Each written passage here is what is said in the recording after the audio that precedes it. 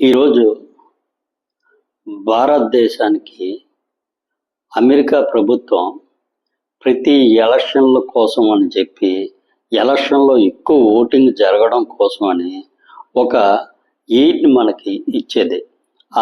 ఆ డబ్బు ఎంతంటే దాదాపు $21 మిలియన్ ఎలక్షన్ ఫండ్ కింద మన దేశానికి సహాయం అనేది యుఎస్ఏ నుంచి వచ్చేది. ప్రస్తుతం మన డొనాల్డ్ ట్రంప్ ప్రభుత్వం డోగే వ్యవస్థను తీసుకొచ్చి ఆ డోగే వ్యవస్థ ద్వారా మిగతా కంట్రీస్కి ఎవరెవరికి ఏ సహాయ సహకారాలు అందిస్తున్నామో అది ఎంతవరకు అవసరమో వాటిని నిలుపుదల చేసే కార్యక్రమం మొదలుపెట్టింది.